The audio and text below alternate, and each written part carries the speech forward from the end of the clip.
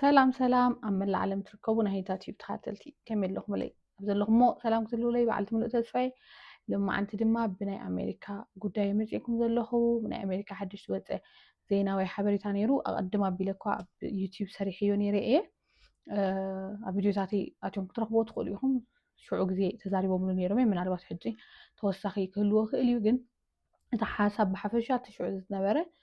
ሕጂ ንሱ ይቢሉ ዘሎ ግን ብዙሕ ሰብ ብካልእ ተረዲእዎ ኣሎ ብዙሓት ሰባት ኢኹም ብውሽጢ ረኺብኩም ቪድዮ ስርሕልና ኢልኩምኒ ወይ ድማ ብውሽጢ ረኺብኩም ዝሓተትኩምን ኣለኹም ስለዚ ንዑ ኢሎም ማዓንቲ ከብርሆ ብዓቕመይ መፅእ ዘለኹ ማለት እዩ ምክንያቱ ኣብ ዝኸድካዮ ዩቲዩብ ይኹን ኣብ ኩሉ ሶሻል ሚድያ ብሓፈሻ ብዙሕ ዘየለ ዜናታት ይፅሓፍ ኣሎ ወይ ድማ ዘየለ ዜናታት ይወፅእ ኣሎ ማለት እዩ ሓድሽ ዜና ተባሂሉ ስለዚ እስኪ እቶም ሓቀኛታት ምንጭ ንብሎም እንታይ እዮም ኣውፅኦም ወይ እንታይ እዮም ተዘራሪቦም ሎማዓንቲ ብሓንሳብ ክንሪኢና ማለት እዩ ስለዚ ኩልኩም ናይ ኣሜሪካ ጉዳይ ናይ ኣውስትራልያ ጉዳይ ትፅበዩ ስደተኛታት ንሃይንታት ዩቲዩብ ንምዕባይ ሳብስክራይብ ኣይትሕመቁ ከምኡ ድማ ቪድዮታተይ ሼር ላይክ ግበሩ ማለት እዩ ስለዚ ብሓንሳብ ሎማዓንቲ ብዕለት ኣይ ቲንክ 13 ሜይ ድወፀ ነይሩ ማለት እዩ ሓበሬታ በዚ ጉዳይ እዚ እዚ ኩልና ሎማዓንቲ ብዛዕባ እንታይ ተዘሪቡ ብሓንሳብ ክንሪኢና ማለት እዩ ኣብ ቲክቶክ ዩቲዩብ ከም ተቀዲመ ዝበልኩም ኣብ ካልእ ሶሻል ሚድያ ሰባት ከምዚ ኢሎም ይፅሕፍሉ ወይ ድማ ከምዚ ኢሎም ቪድዮ ይሰርሕሉ ማለት እዩ የኤርትራ ተመሊሱ ጀሚሩ ትራምፕ ፕሮግራም ስደተኛታት ከፊትዎ ስደተኛታት ዳግማይ ክጓዓዙ ክጅምሩ እዮም እዚ ግን ብሓቂ ሓቂ ድዩ ሎሚ ነቲ ሙሉእ ሓቂ ብዝርዝር ክንሪኦ ኢና ነዚ ሰብ ተጠቂምና ማለት እዩ ነዚ ሕጂ ዘንብበልኩም ተጠቂምና ሎማዓንቲ እቲ ሓቂ ኩሉ ክንሪኦ ኢና ማለት እዩ ነቲ ናይ ቀዳማይ ነቲ ናይ መወዳእታ ፀብፃብ ሮይተርስ ካልኣይ ነቲ ናይ መወዳእታ ሓበሬታ ቸርች ወርልድ ሰርቪስ CWS ሳልሳይ ከምኡውን ብዛዕባ እቲ ኣብ ውሽጥን ወፃእን ሕቡራት መንግስታት ኣሜሪካ ዝካየድ ዘሎ ወግዓዊ ሓበሬታ ምክንያቱ ሕጂ ብዙሕ ሰብ ተደናጊሩ እዩ ዘሎ ገሊኦም ሰባት ፕሮግራም ስደተኛታት ሙሉእ ብሙሉእ ተኸፊቱ እዩ ዝብል እምነት ኣለዎም ወይ ድማ ይሓስቡ ኣለዉ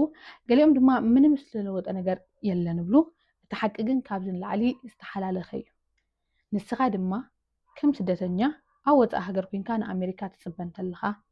ዜና ኤርትራ ትከታተል እንተለኻ ንምውሃድ ስድራ ቤት ፋሚሊ ሪዩኒፊኬሽን ትፅበ እንተለኻ ወይ ድማ ብቐሊሉ ዜና ስደተኛታት ክትርዳእ ትደሊ እንተለኻ እዚ ቪድዮ እዚ ንዓኻ ኣዝዩ ኣገዳሲ እዩ ቀዳማይ ክፋል ነዚ ኩሉ ምድንጋር ዝፈጠሮ እንታይ እዩ ካብቲ ዓበይቲ ኣርእስታት ዜና ንጀምር ወይ ድማ ካብቲ ዓበይቲ ኣርእስታት ኮይኑ ዘሎ ሕጂ እስኪ ንጀምር ኣብ ዝቐረባ ግዜ እዚ ሮይተርስ ዘውፅኦ ፀብፃብ ከም ዝሕብሮ ምምሕዳር ትራምፕ ነቲ ዝለዓለ ቁፅሪ መእተዊ ስደተኛታት ሬፊጂ ሳሊን ንምውሳኽ ይሓስብ ኣሎ ከም ፀብፃብ ሮይተርስ እቲ ሕጂ ዘሎ ደረት ቁፅሪ ስደተኛታት 7500 ቀሪቡ ክመልእ ይኽእል እዩ እቲ ምምሕዳር ድማ 10,000 ተወሳኺ ቦታታት ስደተኛታት ንምውሳኽ ይዝት ኣሎ እዚ ፀብፃብ እዚ ምስ ወፀ ማሕበራዊ መራኸቢታት ብኡ ንብኡ ተናዊፁ ሰባት ከም ዝኽእሉ ጀሚሮም ፕሮግራም ስደተኛታት ተመሊሱ ጀሚሩ ኩሉ ሰብ ክጓዓዝ እዩ እቲ እገዳ ኣብቂዑ እስኪ ተመሊስና ንረኣዩ ሮይተርስ ነዚ ይኽብለና ድልዩ ወይስ ካልእ መልእኽቲ እዩ ዘለዎ ሮይተርስ ዝበሎ ልክዕ ከምኡ ይኮነን ሮይተርስ ከምዚ ኣይበለን ኩሉ ጉዳይ ስደተኛታት ተመሊሱ ጀሚሩ ኩሎም ዜጋታት ዝተፈላለየ ሃገራት ተፈቒዱሎም ወይ ድማ ኩሉ ሰብ ፅባሕ ሃንደበት ክጓዓዝ እዩ ኣይበለን ብኣንፃሩ ሮይተርስ ዘረዳእና ኣብ ውሽጢ እቲ ምምሕዳር ዘተታት ይካየድ ከም ዘሎ ጥራይ እዩ እዚ ድማ ኣዝዩ ዓብ ፍልል እዩ ምስቲ ሰብ ዝዛረቡ ዘሎ ወይ ድማ ኣብ ገለ ሶሻል ሚድያ ንሰምዖ ዘለና ምስቲ ብዚ ዘሎ ዓብ ፍልል ኣለዎ ሬዲ 7500 ስለ ዝኣኸለ ክኣክል ስለ ዝቐረበ 10,000 ንምውሳኽ ዳ እዩ መንግስቲ እቲ ኣድሚኒስትሬሽን ወይ ድማ እቲ ምምሕዳር ሓቲቱ ዘሎ እምበር ክጅምር እዩ ወይ ካብ ከምዚ ግሩፕ ክውሰድ እዩ ወይ እዚኦም ተጀሚሩሎም ኣሎ ወይ ነዚኦም ሕጂ ዕድል ክወሃብ እዩ ተባሂሉ ብግልፂ ዝወፀ ነገር የለን ይብለና ማለት እዩ ስለዚ እዚ ምስቲ ዝስማዕ ዘሎን ምስቲ ሶም ዘውፅዎ ዜናን ኣዝዩ ዓብ ፍልል ኣለዎ ማለት እዩ ካልኣይ ክፋል ሮይተርስ ብልክዕ እንታይ እዩ ፀብፂቡ እስኪ ብዝርዝር ንረኣዮ ሮይተርስ ከም ዝፀብፀቦ እቲ ምምሕዳር ብቐንዱ ነቶም ኣፍሪካነርስ ዝበሃሉ ፃዓዱ ደቡብ ኣፍሪቃውያን ቀዳምነት ክህብ ይኽእል ዝብል ፀብፃብ ኣሎ ማለት እዩ ካብ ሮይተርስ ከዓ እቲ ፀብፃብ ከም ዝበሎ እቲ ምምሕዳር ገለ ኣፍሪካነርስ ኣብ ደቡብ ኣፍሪቃ ኣድልዎን ዓመፅን ይበፅሖም ኣሎ ኢሉ እዩ ዝኣምን በዚ ምክንያት ድማ ሰበስልጣን ነዚ ጉጅለ እዚ ጥራይ ዝኸውን ናይ ስደተኛታት መእተዊ ንምስፋሕ ተዘራሪቦም ተባሂሉ ተፀብፂቡ ሮይተርስ ወሲኹ ከም ዝበሎ ኣብ ፕሪቶርያ ደቡብ ኣፍሪቃ ናይ ኣሰራርሓ መሰረት ልምዓት ተዳልዩ ከም ዘሎ ተገሊፁ ውሽጣዊ ዘተታት ንካልኦት ጉጅለታት ድሒሮም ክሕግዙ ዝኽእሉ ኩነታት ዘጠቃለለ እዩ ነይሩ ሰበስልጣን ነቲ ዝለዓለ ቁፅሪ ስደተኛታት ብሕጋዊ መንገዲ ንምውሳኽ ተዘራሪቦም እዚ ሕጂ ኣብ መላእ ዓለም መዛረቢ ኮይኑ ኣሎ ስለምንታይ ምክንያቱ ብዙሓት ተጣበቕቲ መሰል ስደተኛታት ከምዚ ኢሎም ይሓቱ ኣለዉ መንግስቲ ንሓደ ጉጅለ ብቁልጡፍ ክሰላሰል እንተኽኢሉ ስለምንታይ እዮም እቶም ኣብ ከም ሱዳን ኣፍጋኒስታን ኤርትራ ኮንጎ ኢትዮጵያ ወይ ካልኦት ኢትዮጵያ ወይ ካልኦት ናይ ግጭት ዞባታት ዝመፁ ስደተኛታት ገና ዝፅበዩ ዘለዉ እዚ ናይቲኦም ተጣበቕቲ መሰል ስደተኛታት ዘሎ ሕቶ እዩ ማለት እዩ ምክንያቱ ኣብዚ ብቁልጡፍ ንሓደ ጉጅለ ወይ ድማ ንኣፍሪካነርስ እንኳን በዚ ቅልጣፈ እዚ በዚ ግዜ እዚ እንድሕር ክጅምሮ ዝኽእል ኮይኑ ወይ ከሰላስሎ ዝኽእል እንተኮይኑስ ስለምንታይ እዩ ነቶም ጠጠው ኢሎም ዘለዉ ኣብ መስርሕ ዘለዉ ብዙሓት ካልኦት ዜጋታት ከ ስለምንታይ እዩ ክገብሮ ዘይከኣለ ንምንታይ እዮም ንሶም ዝፅበዩ ዘለዉ ዝብል ከዓ ተጣበቕቲ መሰል ስደተኛታት ይሓቱ ኣለዉ ማለት እዩ እቲ ክትዕ ሕጂ እናገፍሐ ይኸይድ ኣሎ ብለና ማለት እዩ ሮይተርስ ካልኣይ ምንጭና መን እዩ CWS ቸርች ወርልድ ሰርቪስ ተጣበቕቲ ሓደ ካብቶም ተጣበቕቲ መሰል ስደተኛታት እዩ ስለዚ ንሱ ኸ እንታይ ኢሉ ሕጂ ናብታ ካልኣይ ምንጪ ሓበሬታ ንሕለፍ ቸርች ወርልድ ሰርቪስ ወይ ድማ CWS ንብሎ ማለት እዩ CWS ብዛዕባ እቲ ኣብ ፖለቲካን ሕግን ዝካየድ ዘሎ ኩነታት ዝያዳ ዝርዝር መብርሂ ሂቡ ከም ዝበለው CWS እቲ መምሕዳር ዘይተፀበኻዮ ህፁፅ ኩነታት አንፎርሲን ኢመርጀንሲ ንምእዋጅ ይሓስብ ኣሎ ስለምንታይ ምክንያቱ ብመሰረት ሕጊ ስደተኛታት ኣሜሪካ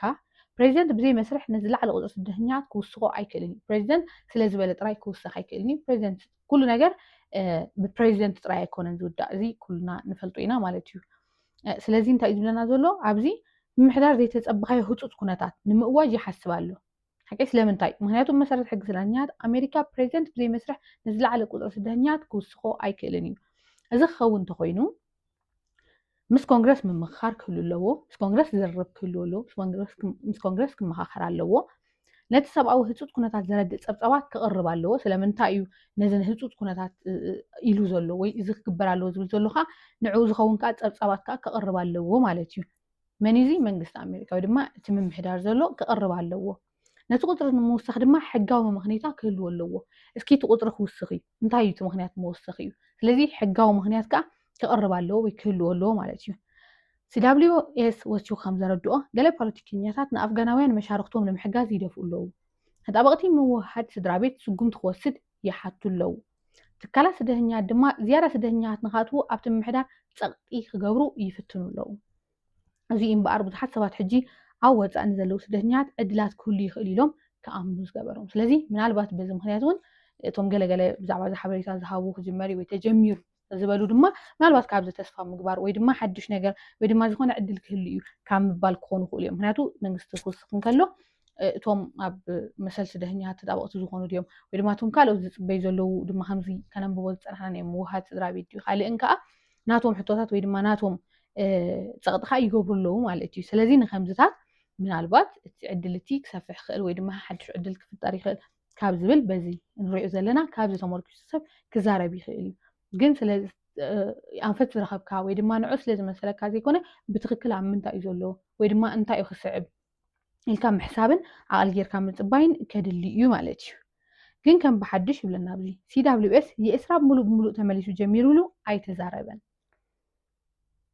እታ ነጥቢ እያ ኣዝያ ኣገዳሲት እያ ስለዚ እታ ንዓና ኣገዳሲት ነጥቢ ኣየነይቲ እያ ወይ ድማ እቲ ኩሉ ሰብ ዝፅበዩ ዘሎ የእስራብ ብወግዓዊ ተኸፊቱ ከምቲ ቅድሚ ሕጂ ዝነበረ ክንዲ ዝመጠን ክኣቱ እዩ ዝፅበ ዘሎ ኣወፃኢ ኮይኑ ንፈልጦ ኢና ኣዝዩ ብዙሕ እዩ ስለዚ ክንዲዚ ክኣቱ እዩ ክንዲዚ ክብል እዩ ዝብለና ሓድሽ ሓበሬታ ክሳዕ ዘይወፀ ወይ ሓድሽ ዜና ክሳዕ ዘይወፀ ወይ ድማ የእስራብ ብወግዓዊ ተኸፊቱ ክሳዕ ዘይተባሃለ ክንዲዚ ስለዝተወሰኸ ክሓትት ስለዝኾነ ገለ ኢልና ክንድምድሞ ኣይንኽእልን ኢና ምክንያቱ ሓደ ተወሲኹ እንተተባሂሉ እውን ነቶም ኣፍሪካነርስ ወይ ድማ ፃዓዱ ደቡብ ኣፍሪካውያን ንብሎም ንዕኦም እዩ ዝበሃል ዘሎ ኣብ ሓደ ጉጅለ ዝተሓፅረ እዩ ብዘይብኡ ድማ ወላ ተዓቐን ተወሲኹ ዘሎ ድማ ንክንደይ ዝፅበ ዘሎ እዩ ክወስድ ንመን እዩ ክወስድ ንመን ኣትሪፉ እዩ ንመን ክወስድ ዝብል ሕቶ እውን ኣሎ ምክንያቱ ዝፅበ ዘሎ ቀሊል ስለዘይኮነ ቀሊል ቁፅሪ ስለዘይኮነ ማለት እዩ ስለዚ ራብዓይ ክፋል እዚ ኣብ ወፃእን ዘለዉ ስደተኛታት እንታይ ማለት እዩ ሕጂ ብቐጥታ ብዛዕባቶም ካብ ኣሜሪካ ወፃኢ ዘለዉ ስደተኛታት እስኪ ንዛረብ ካብ ኣሜሪካ ወፃኢ ዘለዉ ስደተኛታት ንዛረብ እዚ እቲ መብዛሕትኡ ሰብ ዝሓትቱ ዘሎ ሕቶ እዚ ማለት ዶ ጉዳይ ስደተኛታት ወፃኢ ሃገራት እንደገና ክንቀሳቀስ እዩ ማለት እዩ أتحقني عملتي من البات هو جن بتنقله إذا زين هذا سلامتاي كم زجدس إنه تمم محدار نطلع على أوضة الدهنيات بوجعي أنت وسخوه زيادة ناس دهنيات بوتاتات كوفوت يخون مسرح مسلات قدات كسفح يخيل جن تلتقلهم ذلو قدات كنك أسقسو يخيلو قالة تلتقلهم ذلو قدات كنك أسقسو يخيلو እንተወሰኑ ጉጅለታት ድማ ጉዕዞ ስደተኛት እንደገና ክውስኽ ይኽእል እዩ በዚ ምክንያት እዩ ብዙሓት ስደተኛት ሃንደበት ተስፋ ዝገበሩ ምክንያቱ ንኣዋርሕ ሰባት ዝሰምዕዎ ዝነበሩ እገዳ ደው ምባል ምቁራፅ ምድንጓይ ከምኡ እውን ገደብ ጥራይ እዩ ነይሩ ሕጂ ግን ንፈለማ ግዜ ፀብፃባት ብዛዕባ ምጉዳል ዘይኮነስ ብዛዕባ ምውሳኽ መእተዊ ስደተኛት ይዛረቡ ኣለዉ እዚ ዜና ኣገዳሲ ዝገብሮ ይኹን እምበር ክሳብ ሕጂ ኩሎም ስደተኛት ሕጂ ክጓዓዙ ይኽእሉ እዮም ዝብል ወግዓዊ ኣዋጅ ግን የለን እቲ ፍልልይ ድማ ኣዝዩ ኣገዳሲ እዩ እቲ ንሕና ንደልዮ ነጥቢ ድማ እዚ እዩ ማለት እዩ ሃምሻይ ክፋል ስለምንታይ ናይ ቲክታክን ዩቲዩብን ኣርእስታት ዘጋግዩ እዮም ሕጂ ብዛዕባ ማሕበራዊ መራኸቢታት ንዛረብ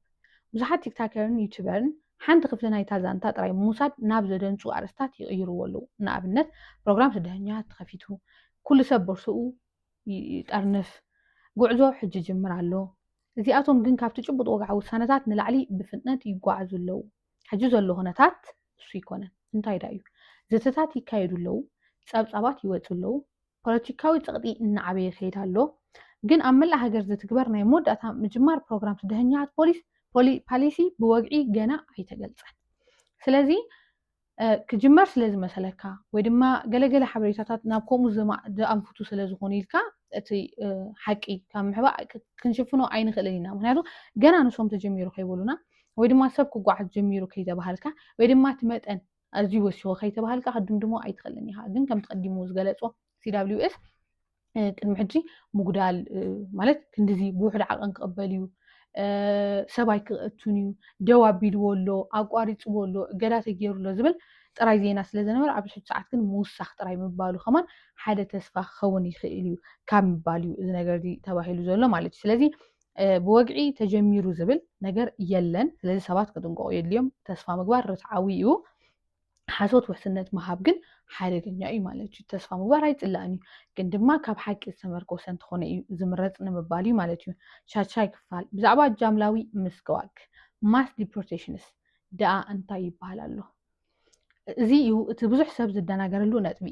ኣብቲ ብዛዕባ ምስፋሕ ፕሮግራማት ስደተኛ ዝዝረበሉ ዘሎ ግዜ ኣብዚኣ ልክዕ CWS ብሓንሳብ የማውፅኦም መንዝን ዜና ልክዕ በቲ ስደተኛት ንምእታው ክውስኸሉ እያ ዝብሎ ዘሎ ሰዓት እዚ ድማ ናይ ዲፖርቴሽንስ ከዓ ይዛረባሉ ማለት እዩ ስለዚ እዚኣ ብሓንሳብ እያ ተዘሪባ ማለት እዩ እቲ ብዛዕባ ምስፋሕ ፕሮግራም ስደተኛታት ዝዛረበሉ ዘሎ ግዜ እቲ ምምሕዳር ብዛዕባ እዚ እውን ይዛረባሉ ይብለና ማለት እዩ ጃምላዊ ምስጓግ ዝሓየለ ስርሒታት ICE ምስራዝ ፓሮል ከምኡውን ዝረቐቐ ናይ ኢሚግሬሽን ቁፅፅር ብመሰረት ሓበሬታ CWS ሰበስልጣን ታሪካዊ ጃምላዊ ምስጓግ ክገብሩ ቃል ኣትዮም ኣለዉ ብዛዕባቶም ብመገዲ CBP1 ዝኣተዉ ሰባት እውን ናይ ቤት ፍርዲ ክትዓት ይካየዱ ኣለዉ እዚ ሕጂ ንመን ካብ ኣሜሪካ ኣብ ውሽጢ ኣሜሪካ ንዘለዉ እዩ ግን በዚ ዲፖርቴሽናልካ በዚ ምስውሳኽ ስደተኛት እናበልካ እሞ ነቲ ውሽጢ ሃገር ዘሎ ስደተኛ ከዓ ነገራቱ እናፅዓቕካ ብዙሕ ነገራት ክትቋፀር እናኽኣልካ ወላውን ንኢንተርቪው ንብዙሕ ነገራት እዩ ዘሎ ኣብ ናይ ኢሚግሬሽን ኣዝዩ ዝተራቐቐ ዓይነት ምቁፅፃር እዩ ዝካየድ ዘሎ ስለዚ እዚ ከዓ ኣብ ግምት ክነእትዎ ኣለና ማለት እዩ ሕጂ ፅን ኢልኩም ስምዑ እዚ ብቐንዱ ነቶም ኣብ ውሽጢ ሕቡራት መንግስታት ኣሜሪካ ዘለዉ ሰባት እዩ ዝፀሉ ንኣብነት ፓሮል ዘለዎም ገለ ዕቑባ ዝሓተቱ ሕጋዊ ወረቐት ዘይብሎም ስደተኛታት ከምኡውን ድሮ ኣብ ውሽጢ ኣሜሪካ ዝነብሩ ዘለዉ ሰባት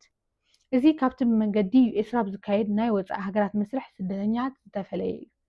ግን ኣብ ኢንተርኔት ብዙሓት ሰባት ነዞም ጉዳያት እዚኦም ይሓዋውስዎም ኣለዉ ምድንጋር ዝፈጠረ እውን ንሱ ይብለና ማለት እዩ ሻውዓይ ክፋል እቲ ናይ CBP1 ናይ ቤት ፍርዲ ጉዳይ CWS ካልእ ኣገዳሲ ጉዳይ እውን ኣረድዩ እዩ ሓደ ዳኛ ቅድሚ ሕጂ ምስ CBP1 ተተሓሒዙ ዝተገብረ ናይ ፓሮል ምቁራፅ ሕጋዊ ኣይኮነን ኢሉ ወሲኑ ነይሩ ብመሰረት ሰነዳት ቤት ፍርዲ ኣማኢት ኣሽሓት ሰባት ናይ ፓሮል ዕቑባ ሲኢኖም እዮም ሕጂ ከሳሲት ወገናት እቲ ዕቑባ ብግቡእ ስለዘይተመልሰ ቤት ፍርዲ እንደገና ኢዱ ክእቱ ይሓቱ ኣለዉ እዚ ሕጂ ኣብ ውሽጢ ስርዓት ኢሚግሬሽን ኣሜሪካ ዝካየድ ዘሎ ዓብይ ሕጋዊ ቃልሲ እዩ ግን ከም ብሓድሽ እዚ ብቐንዱ ነቶም ድሮ ኣብ ውሽጢ ኣሜሪካ ዘለዉ ስደተኛት እዩ ዝምልከት ብቐጣነት ናይ ወፃኢ ሃገራት መስርሕ ስደተኛት ኣይፀሉን እዩ إذا ناينايو زنبوزلنا CBP تقدم زبالكو نتوما وشت أمريكا زلو سدهنيات ورقة زي بلوم كونو واضحات وزحات عينات سدهنيات هلو سدي زرما نوع منبر نتبدل له عايز تقولوني جنت وشت زلو كوان كسا هندزي مفتاش ديو مقصصار ديو ويدما خالن صعبين نحر زقاطم حاليو تبدل زلو خمي كم زخون ድማ ክንሓስቦ ኣለና ንማለት እዩ ሕጂ እዚ ብዓብዪ CWS ናውፅኡ ኣሎ እዚ ናተይ ሓበሬታ ድማ ነቲ ኣብ ደገ ኣብ ወፃኢ እዚ ኮይኑ ዝፅበ ዘሎ ጥራይ ዘይኮነስ ኣብ ውሽጢ ኣሜሪካን ዘለውን ዝምልከቶ ስለዝኾነ ብሓፈሻ CWS ዘውፅኦ ንምንባብን ንስኹም ድማ ካብዚ ባዕልኹም ናትኩም ርድኢት ንክትወስዱን ካብ ዝበለየ ማለት እዩ ሻምናይ ክፋል ቀፂሉ እንታይ ክኸውን ይኽእል ሕጂ ኩሉ ሰብ ቀፂሉ እንታይ ክኸውን ይኽእል ኢሉ ይሓትት ኣሎ ገሊኦም ክኾኑ ዝኽእሉ ነገራት እንሆ ቀዳማይ ዕድል ትምምሕዳር ነቲ ዝለዓለ ቁፅሪ ስደተኛታት ብወግዒ ይውስኾ እዚ እንተኮይኑ ዝያዳ ስደተኛታት ክኣትዉ ይኽእሉ ገለ ጉዳያት እውን ክቀላጠፉ ይኽእሉ ካልኣይ ዕድል እቲ ወሰኽ ንዝተወሰኑ ጉጅለታት ጥራይ ይጠቅም እዚ ሓደ ካብቲ ተጣበቕቲ ስደተኛታት ዘለዎም ዓብዪ ስክፍታ እዩ ስለዚ ብዚኣ ክትርድእዋ ዘለኩም ኣብቲ ሓደ ወገን ክጅምር ይኽእል እዩ ማለት እንድሕር መወሰኽ መፂኡ ንኩሉ ስደተኛታት ወይ ድማ ንዝተወሰነ ስደተኛታት ሓደ ዕድል ክፍጠር ይኽእል ይብለና ኣሎ ኣልግባብ ቢሉ ምስኡ ግን ትሕጂ ዘሎ ፀገማት እንድሕር ተጀሚሩ ከዓ ነቶም ሓደ ጉጅለ ጥራይ ነቲኦም ፃዓዱ ደቡብ ኣፍሪቃውያን ንብሎም ንዖም ጥራይ ክኸውን ይኽእል ኣሎ ስለዚ ስክፍታ ናይ እቶም መሰል ተጣበቕቲ ስደተኛታት ንሱ እዩ ሓራይ ተባሂሉ ኮንግረስ ይወስኽ እንድሕር ኢሉ ንሱ ድማ ኣብ ሽግር ከም ዘለዉ ንሶም ኣምሲሉ ምፅኡ እንድሕር ከእምን ክኢሉ ትምምሕዳር እቶም ዝወፁ ዓይኖት እዮም ንብላ ኣለና እቶም ፃዓዱ ደቡብ ኣፍሪቃውያን ማለት ስለዚ ፍትሒ የለን ወይ ድማ ዝተቐየረ ሓድሽ ነገር የለን ንሶም ቅድሚ ሕጂ እውን ይኣትዉ ነይሮም እዮም ኣብቲ ካልእ ዜጋ ጠጠው ዝበለሉ ግዜ ሕጂ እውን ንሶም እንተኣትዮም ምንም ለውጢ የብሉን ወይ ድማ እቲ ዜና ዘሕጉስ ዜና ኮይኑ ኣይርከብን ማለት እዩ ስለዚ ክልተ ዝተገራጨው ነገራት እዩ ኣብ ዘረድአና ዘሎ ንባዕሎም ቶም ተጣበቕቲ መሰል ስደተኛታት እውን ስክፍታ ኣለዎም እዩ ሳልሳይ ዕድል ካብ ኮንግረስ ትካላት ስደተኛታት ተጣበቕትን ዝመፅእ ፖለቲካዊ ፀቕጢ ፀኒሑ ዝያዳ ስደተኛታት ንክኣትዉ ክደፍእ ይኽእል ካብ ኮንግረስ ትካላት ስደተኛታት ኢሉ ተጣበቕትን ዝመፅእ ፖለቲካዊ ፀቕጢ ፀኒሑ ዝያዳ ስደተኛታት ንክኣትዉ ክደፍእ ይኽእል ምናልባት ፀቕጢ እንድሕር ገይሮምሎም ምምሕዳር ተቐቢልዎ ድማ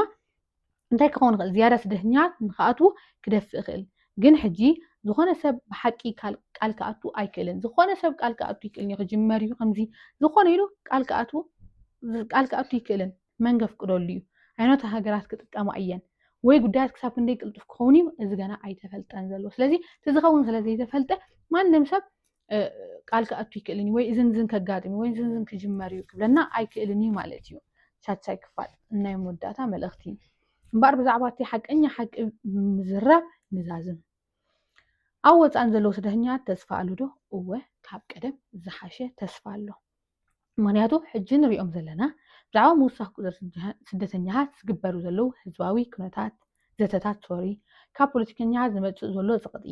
ክኸውን ዝኽእል ሕጋዊ ምስፋሕ ቁፅሪ ስደተኛታት ከምኡውን እቲ ምምሕዳር እንደገና ዝያዳ ስደተኛታት ክቕበል ከም ዘለዎ ዘርእዩ ምልክታት ግን መንግስቲ ብወግዓዊ የስራብ ንኩሉ ሰብ ሙሉእ ብሙሉእ ተመሊሱ ጀሚሩ ኢሉ ኣውጁ ዶ ኣይፋሉን